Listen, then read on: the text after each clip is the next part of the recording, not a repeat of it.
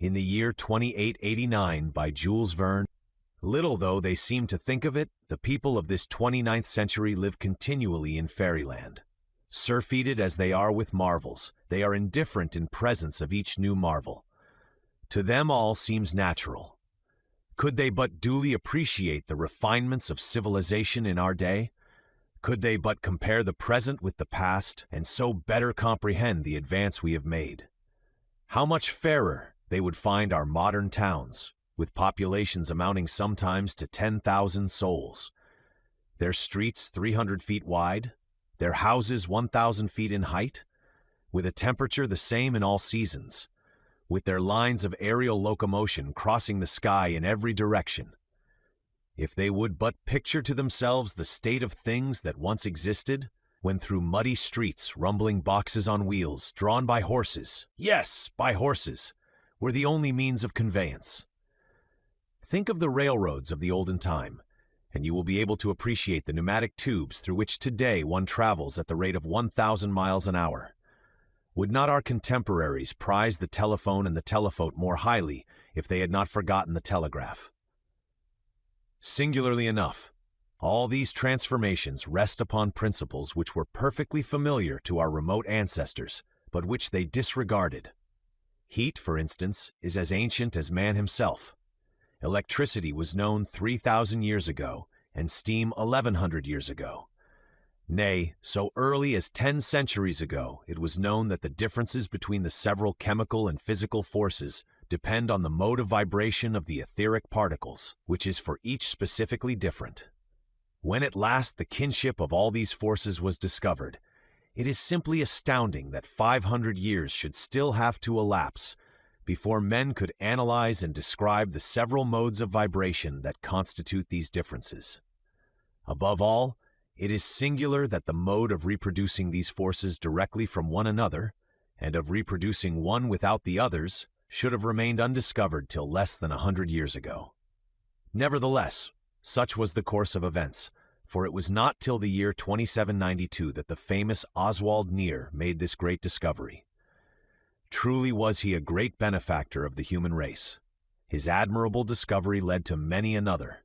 Hence is sprung a pleiad of inventors, its brightest star being our great Joseph Jackson. To Jackson, we are indebted for those wonderful instruments, the new accumulators. Some of these absorb and condense the living force contained in the sun's rays. Others, the electricity stored in our globe. Others again, the energy coming from whatever source, as a waterfall, a stream, the winds, etc. He, too, it was that invented the transformer, a more wonderful contrivance still, which takes the living force from the accumulator, and on the simple pressure of a button, gives it back to space in whatever form may be desired, whether as heat, light, electricity, or mechanical force, after having first obtained from it the work required. From the day when these two instruments were contrived is to be dated the era of true progress. They have put into the hands of man a power that is almost infinite. As for their applications, they are numberless. Mitigating the rigors of winter by giving back to the atmosphere the surplus heat stored up during the summer, they have revolutionized agriculture. By supplying motive power for aerial navigation, they have given to commerce a mighty impetus. To them we are indebted for the continuous production of electricity without batteries or dynamos, of light without combustion or incandescence, and for an unfailing supply of mechanical energy for all the needs of industry. Yes, all these wonders have been wrought by the accumulator and the transformer, and can we not to them also trace indirectly this latest wonder of all, the great Earth Chronicle, building in 253rd Avenue, which was dedicated the other day? If George Washington Smith, the founder of the Manhattan Chronicle, should come back to life today, what would he think were he to be told that this palace of marble and gold belongs to his remote descendant, Fritz Napoleon Smith, who after 30 generations have come and gone, is owner of the same newspaper which his ancestor established? For George Washington Smith's newspaper has lived generation after generation, now passing out of the family, anon coming back to it. When, 200 years ago, the political center of the United States was transferred from Washington to Centropolis, the newspaper followed the government and assumed the name of Earth Chronicle. Unfortunately, it was unable to maintain itself at the high level of its name. Pressed on all sides by rival journals of a more modern type, it was continually in danger of collapse. 20 years ago, its subscription list contained but a few 100,000 names, and then Mr. Dilly, Fritz Napoleon Smith, bought it for a mere trifle and originated telephonic journalism. Everyone is familiar with Fritz Napoleon Smith's system, a system made possible by the enormous development of telephony during the last 100 years. Instead of being printed, the Earth Chronicle is every morning spoken to subscribers, who in interesting conversations with reporters, statesmen, and scientists learn the news of the day. Furthermore, each subscriber owns a phonograph, and to this instrument, he leaves the task of gathering the news whenever he happens not to be in a mood to listen directly himself. As for purchasers of single copies, they can, at a very trifling cost, learn all that is in the paper of the day at any of the innumerable phonographs set up nearly everywhere. Fritz Napoleon Smith's innovation galvanized the old newspaper. In the course of a few years, the number of subscribers grew to be 85,000, and Smith's wealth went on growing, till now it reaches the almost unimaginable figure of $10,000. This lucky hit has enabled him to erect his new building, a vast edifice with 4 facades, each 3,250 feet in length, over which proudly floats the 100-starred flag of the Union. Thanks to the same lucky hit, he is today king of newspaperdom. Indeed, he would be king of all the Americans, too, if Americans could ever accept a king. You do not believe it? Well then, look at the plenipotentiaries of all nations, and our own ministers themselves crowding about his door, entreating his counsels, begging for his approbation, imploring the aid of his all-powerful organ. Reckon up the number of scientists and artists that he supports, of inventors that he has under his pay.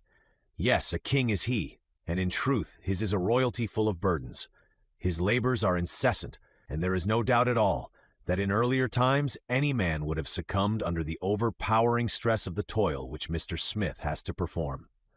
Very fortunately for him, thanks to the progress of hygiene, which, abating all the old sources of unhealthfulness, has lifted the mean of human life from 37 up to 52 years. Men have stronger constitutions now than heretofore. The discovery of nutritive air is still in the future, but in the meantime, men today consume food that is compounded and prepared according to scientific principles, and they breathe an atmosphere freed from the microorganisms that formerly used to swarm in it. Hence they live longer than their forefathers and know nothing of the innumerable diseases of olden times. Nevertheless, and notwithstanding these considerations, Fritz Napoleon Smith's mode of life may well astonish one. His iron constitution is taxed to the utmost by the heavy strain that is put upon it. Vain the attempt to estimate the amount of labor he undergoes. An example alone can give an idea of it. Let us then go about with him for one day as he attends to his multifarious concernments. What day? That matters little. It is the same every day. Let us then take at random September 25th of this present year, 2889. This morning, Mr. Fritz Napoleon Smith awoke in very bad humor. His wife having left for France 8 days ago, he was feeling disconsolate. Incredible though it seems, in all the 10 years since their marriage, this is the first time that Mrs. Edith Smith, the professional beauty, has been so long absent from home. 2 or 3 days usually suffice for her frequent trips to Europe. The first thing that Mr. Smith does is to connect his phonotelephote, the wires of which communicate with his Paris mansion. The telephote. Here is another of the great triumphs of science in our time. The transmission of speech is an old story. The transmission of images by means of sensitive mirrors connected by wires is a thing but of yesterday. A valuable invention indeed, and Mr. Smith this morning was not niggard of blessings for the inventor when by its aid he was able distinctly to see his wife notwithstanding the distance that separated him from her. Mrs. Smith, weary after the ball or the visit to the theater the preceding night, is still abed, though it is near noontide at Paris. She is asleep, her head sunk in the lace-covered pillows. What? She stirs? Her lips move. She is dreaming, perhaps? Yes, dreaming. She is talking, pronouncing a name. His name, Fritz! The delightful vision gave a happier turn to Mr. Smith's thoughts. And now, at the call of imperative duty, light-hearted, he springs from his bed and enters his mechanical dresser. 2 minutes later, the machine deposited him all dressed at the threshold of his office. The round of journalistic work was now begun. First, he enters the Hall of the Novel Writers, a vast apartment crowned with an enormous transparent cupola. In one corner is a telephone, through which 100 Earth Chronicle litterateurs in turn recount to the public in daily installments 100 novels. Addressing one of these authors who was waiting his turn, "Capital, capital, my dear fellow," said he, "your last story. The scene where the village maid discusses interesting philosophical problems with her lover shows your very acute power of observation. Never have the ways of country folk been better portrayed. Keep on, my dear Archibald. Keep on. Since yesterday, thanks to you, there is a gain of 5,000 subscribers." "Mr. John Last," he began again, turning to a new arrival, "I am not so well pleased with your work. Your story is not a picture of life. It lacks the elements of truth. And why? Simply because you run straight on to the end, because you do not analyze. Your heroes do this thing or that from this or that motive, which you assign without ever a thought of dissecting their mental and moral natures. Our feelings, you must remember, are far more complex than all that. In real life, every act is the resultant of 100 thoughts that come and go, and these you must study, each by itself, if you would create a living character. But, you will say, in order to note these fleeting thoughts one must know them, must be able to follow them in their capricious meanderings. Why, any child can do that, as you know. You have simply to make use of hypnotism, electrical or human, which gives one a twofold being, setting free the witness personality so that it may see, understand, and remember the reasons which determine the personality that acts. Just study yourself as you live from day to day, my dear Last. Imitate your associate whom I was complimenting a moment ago. Let yourself be hypnotized. What's that? You have tried it already? Not sufficiently, then, not sufficiently." Mr. Smith continues his round and enters the reporters' hall. Here 1,500 reporters in their respective places, facing an equal number of telephones, are communicating to the subscribers the news of the world as gathered during the night. The organization of this matchless service has often been described. Besides his telephone, each reporter, as the reader is aware, has in front of him a set of commutators, which enable him to communicate with any desired telephotic line. Thus the subscribers not only hear the news, but see the occurrences. When an incident is described that is already past, photographs of its main features are transmitted with the narrative, and there is no confusion withal. The reporter's items, just like the different stories and all the other component parts of the journal, are classified automatically according to an ingenious system and reach the hearer in due succession. Furthermore, the hearers are free to listen only to what specially concerns them. They may at pleasure give attention to one editor and refuse it to another. Mr. Smith next addresses one of the 10 reporters in the astronomical department, a department still in the embryonic stage, but which will yet play an important part in journalism. "Well, Cash, what's the news?" "We have phototelegrams from Mercury, Venus, and Mars." "Are those from Mars of any interest?" "Yes, indeed. There is a revolution in the Central Empire." "And what of Jupiter?" asked Mr. Smith. "Nothing as yet. We cannot quite understand their signals. Perhaps ours do not reach them." "That's bad," exclaimed Mr. Smith, as he hurried away, not in the best of humor, toward the hall of the scientific editors. With their heads bent down over their electric computers, 30 scientific men were absorbed in transcendental calculations. The coming of Mr. Smith was like the falling of a bomb among them. "Well, gentlemen, what is this I hear? No answer from Jupiter? Is it always to be thus? Come, Cooley, you have been at work now 20 years on this problem, and yet—" "True enough," replied the man addressed. "Our science of optics is still very defective, and through our 1 3/4 telescopes—" "Listen to that, Peer," broke in Mr. Smith, turning to a second scientist.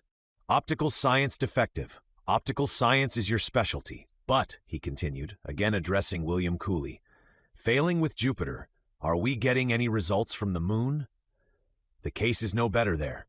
This time you do not lay the blame on the science of optics. The moon is immeasurably less distant than Mars, yet with Mars our communication is fully established. I presume you will not say that you lack telescopes? Telescopes? Oh no, the trouble here is about inhabitants. That's it, added Peer. So then, the moon is positively uninhabited? Asked Mr. Smith. At least, answered Cooley, on the face which she presents to us. As for the opposite side, who knows? Ah, the opposite side. You think, then, remarked Mr. Smith, musingly, that if one could but— Could what? Why turn the moon about face? Ah, there's something in that, cried the two men at once. And indeed, so confident was their air, they seemed to have no doubt as to the possibility of success in such an undertaking. Meanwhile, asked Mr. Smith, after a moment's silence, have you no news of interest today? Indeed we have, answered Cooley. The elements of Olympus are definitively settled. That great planet gravitates beyond Neptune at the mean distance of 11,400 and 799,642 miles from the Sun, and to traverse its vast orbit takes 111 years, 294 days, 12 hours, 43 minutes, 9 seconds. Why didn't you tell me that sooner? Cried Mr. Smith. Now inform the reporters of this straightway. You know how eager is the curiosity of the public with regard to these astronomical questions. That news must go into today's issue. Then the two men bowing to him, Mr. Smith passed into the next hall, an enormous gallery upward of 30,200 feet in length, devoted to atmospheric advertising. Everyone has noticed those enormous advertisements reflected from the clouds, so large that they may be seen by the populations of whole cities or even of entire countries. This, too, is one of Mr. Fritz Napoleon Smith's ideas, and in the Earth Chronicle building 1,000 projectors are constantly engaged in displaying upon the clouds these mammoth advertisements. When Mr. Smith today entered the Sky Advertising Department, he found the operators sitting with folded arms at their motionless projectors and inquired as to the cause of their inaction. In response, the man addressed simply pointed to the sky, which was of a pure blue. Yes, muttered Mr. Smith, a cloudless sky. That's too bad, but what's to be done? Shall we produce rain? That we might do, but is it of any use? What we need is clouds, not rain. Go, said he, addressing the head engineer. Go see Mr. Samuel Mark, of the Meteorological Division of the Scientific Department, and tell him for me to go to work in earnest on the question of artificial clouds. It will never do for us to be always thus at the mercy of cloudless skies. Mr. Smith's daily tour through the several departments of his newspaper is now finished. Next, from the advertisement hall, he passes to the reception chamber, where the ambassadors accredited to the American government are awaiting him, desirous of having a word of counsel or advice from the all-powerful editor. A discussion was going on when he entered. Your Excellency will pardon me, the French ambassador was saying to the Russian, but I see nothing in the map of Europe that requires change. The north for the Slavs? Why, yes, of course, but the south for the Latins. Our common frontier, the Rhine, it seems to me, serves very well. Besides, my government, as you must know, will firmly oppose every movement not only against Paris, our capital, or our two great prefectures, Rome and Madrid, but also against the Kingdom of Jerusalem, the dominion of St. Peter, of which France means to be the trusty defender. Well said, exclaimed Mr. Smith. How is it, he asked, turning to the Russian ambassador, that you Russians are not content with your vast empire, the most extensive in the world, stretching from the banks of the Rhine to the Celestial Mountains and the Karakorum, whose shores are washed by the frozen ocean, the Atlantic, the Mediterranean, and the Indian Ocean? Then, what is the use of threats? Is war possible in view of modern inventions, asphyxiating shells capable of being projected a distance of 60 miles, an electric spark of 90 miles, that can at one stroke annihilate a battalion, to say nothing of the plague, the cholera, the yellow fever, that the belligerents might spread among their antagonists mutually, and which would in a few days destroy the greatest armies? True, answered the Russian, but can we do all that we wish? As for us Russians, pressed on our eastern frontier by the Chinese, we must at any cost put forth our strength for an effort toward the west. Oh, is that all? In that case, said Mr. Smith, the thing can be arranged. I will speak to the Secretary of State about it. The attention of the Chinese government shall be called to the matter. This is not the first time that the Chinese have bothered us. Under these conditions, of course. and the Russian ambassador declared himself satisfied. "Ah, Sir John, what can I do for you?"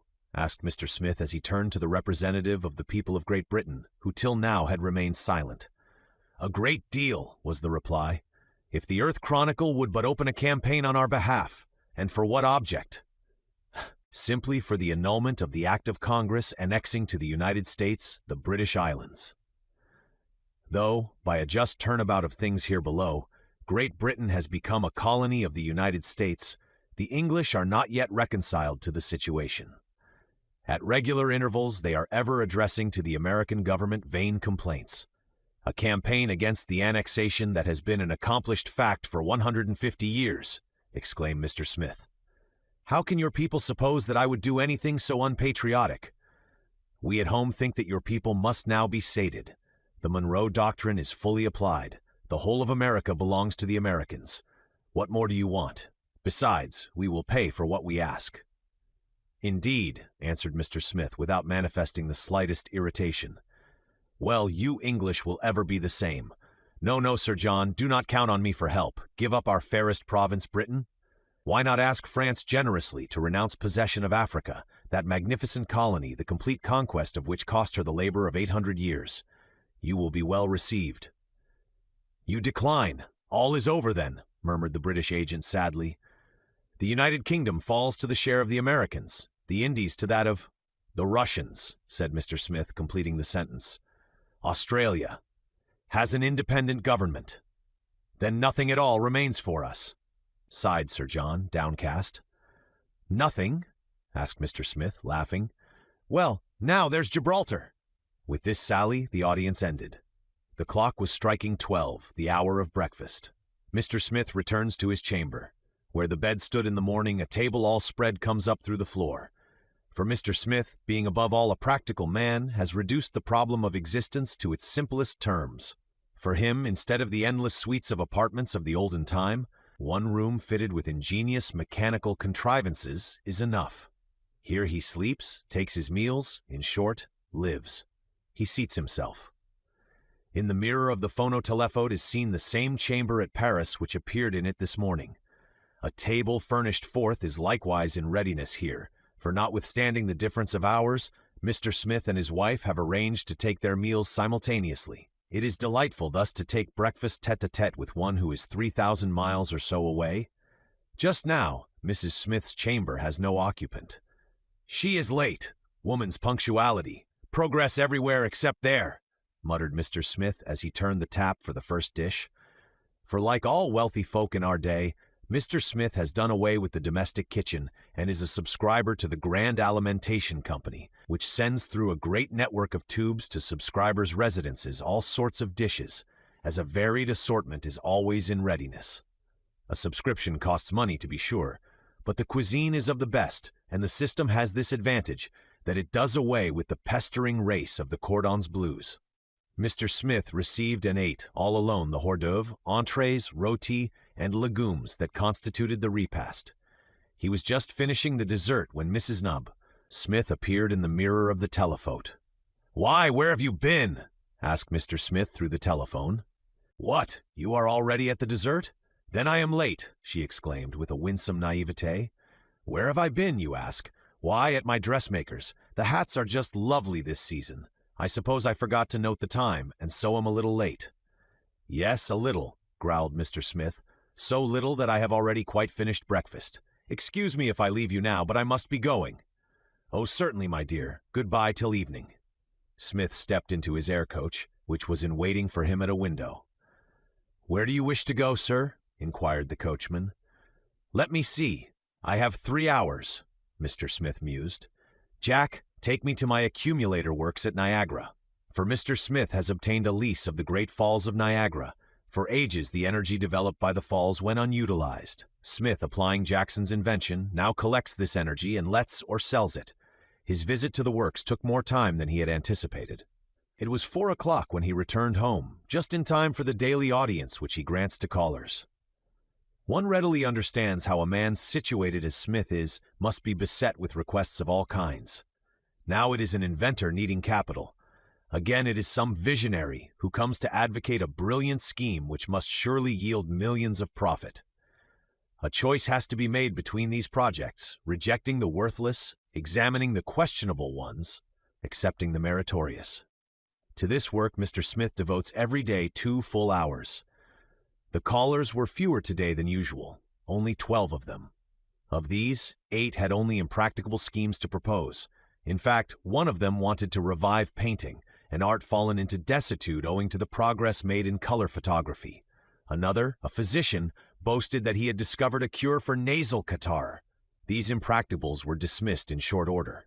Of the 4 projects favorably received, the first was that of a young man whose broad forehead betokened his intellectual power. "Sir, I am a chemist," he began, "and as such I come to you." "Well, once the elementary bodies," said the young chemist, "were held to be 62 in number. 100 years ago they were reduced to 10. Now only 3 remain irresolvable, as you are aware." Yes. "Well, sir, these also I will show to be composite. In a few months, a few weeks, I shall have succeeded in solving the problem. Indeed, it may take only a few days." "And then?" "Then, sir, I shall simply have determined the absolute. All I want is money enough to carry my research to a successful issue." "Very well," said Mr. Smith, "and what will be the practical outcome of your discovery?" "The practical outcome? Why, that we shall be able to produce easily all bodies whatever, stone, wood, metal, fibers." "And flesh and blood?" queried Mr. Smith, interrupting him. "Do you pretend that you expect to manufacture a human being out and out? Why not?" Finally, the fourth announced the early solution of a weighty scientific problem. Every one will remember the bold experiment made 100 years ago by Dr. Nathaniel Faithburn. The doctor, being a firm believer in human hibernation, in other words, in the possibility of our suspending our vital functions and of calling them into action again after a time, resolved to subject the theory to a practical test. To this end, having first made his last will and pointed out the proper method of awakening him, having also directed that his sleep was to continue 100 years to a day from the date of his apparent death, he unhesitatingly put the theory to the proof in his own person.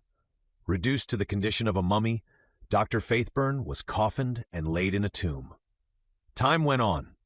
September 25th, 2889, being the day set for his resurrection, it was proposed to Mr. Smith that he should permit the second part of the experiment to be performed at his residence this evening. "Agreed. Be here at 10 o'clock, answered Mr. Smith, and with that the day's audience was closed. Left to himself, feeling tired, he lay down on an extension chair. Then, touching a knob, he established communication with the Central Concert Hall, whence our greatest maestros send out to subscribers their delightful successions of accords determined by recondite algebraic formulas. Night was approaching. Entranced by the harmony, forgetful of the hour, Smith did not notice that it was growing dark. It was quite dark when he was aroused by the sound of a door opening. "Who is there?" he asked, touching a commutator. Suddenly, in consequence of the vibrations produced, the air became luminous. "Ah, you, doctor?" "Yes," was the reply. "How are you?" "I am feeling well." "Good, let me see your tongue. All right, your pulse, regular, and your appetite?" "Only passably good." "Yes, the stomach, there's the rub. You are overworked. If your stomach is out of repair, it must be mended. That requires study. We must think about it." "In the meantime," said Mr. Smith, "you will dine with me." As in the morning, the table rose out of the floor. Again, as in the morning, the potage, roti, ragouts, and legumes were supplied through the food pipes. Toward the close of the meal, phono-telephotic communication was made with Paris. Smith saw his wife seated alone at the dinner table, looking anything but pleased at her loneliness. "Pardon me, my dear, for having left you alone," he said through the telephone. "I was with Dr. Wilkins." "Ah, the good doctor," remarked Mrs. Smith, her countenance lighting up. "Yes, but pray, when are you coming home?" "This evening." "Very well. Do you come by tube or by air train?" "Oh, by tube. Yes, and at what hour will you arrive?" "About 11, I suppose." 11 by Centropolis time, you mean?" "Yes." "Goodbye, then, for a little while," said Mr. Smith as he severed communication with Paris. Dinner over, Dr. Wilkins wished to depart. "I shall expect you at 10, said Mr. Smith. "Today, it seems, is the day for the return to life of the famous Dr. Faithburn. You did not think of it, I suppose. The awakening is to take place here in my house. You must come and see. I shall depend on your being here." "I will come back," answered Dr. Wilkins. Left alone, Mr. Smith busied himself with examining his accounts, a task of vast magnitude, having to do with transactions which involve a daily expenditure of upward of $800,000. Fortunately indeed, the stupendous progress of mechanic art in modern times makes it comparatively easy.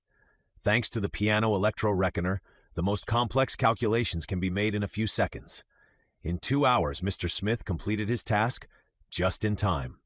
Scarcely had he turned over the last page when Dr. Wilkins arrived.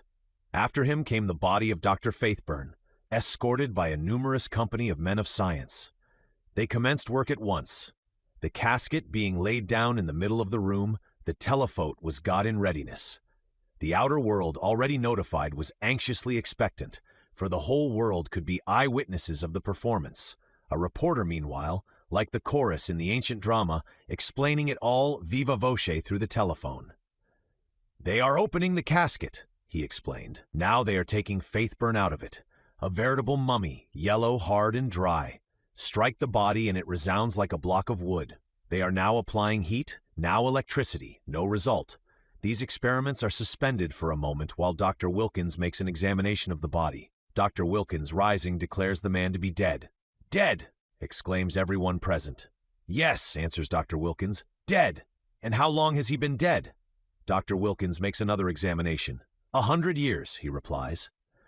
The case stood just as the reporter said. Faithburn was dead, quite certainly dead.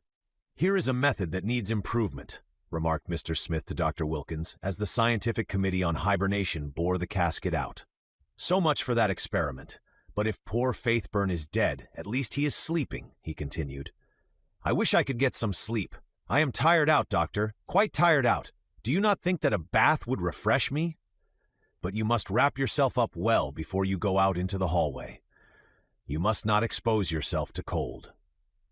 Mr. Smith advanced $100,000 to the young chemist and engaged his services for the Earth Chronicle Laboratory. The second of the 4 successful applicants, starting from experiments made so long ago as the 19th century and again repeated, had conceived the idea of removing an entire city all at once from one place to another. His special project had to do with the city of Granton, situated, as everybody knows, some 15 miles inland. He proposes to transport the city on rails and to change it into a watering place. The profit, of course, would be enormous. Mr. Smith, captivated by the scheme, bought a half-interest in it. "As you are aware, sir," began applicant number 3, "by the aid of our solar and terrestrial accumulators and transformers, we are able to make all the seasons the same. I propose to do something better still. Transform into heat a portion of the surplus energy at our disposal. Send this heat to the poles. Then the polar regions, relieved of their snow cap, will become a vast territory available for man's use. What think you of the scheme? Leave your plans with me and come back in a week. I will have them examined in the meantime." "Hallway? Why, doctor, as you well know, everything is done by machinery here. It is not for me to go to the bath. The bath will come to me. Just look," and he pressed a button. After a few seconds, a faint rumbling was heard, which grew louder and louder. Suddenly the door opened and the tub appeared. Such, for this year of grace, 2889, is the history of one day in the life of the editor of the Earth Chronicle. And the history of that one day is the history of 365 days every year, except leap years, and then of 366 days. For as yet no means has been found of increasing the length of the terrestrial year.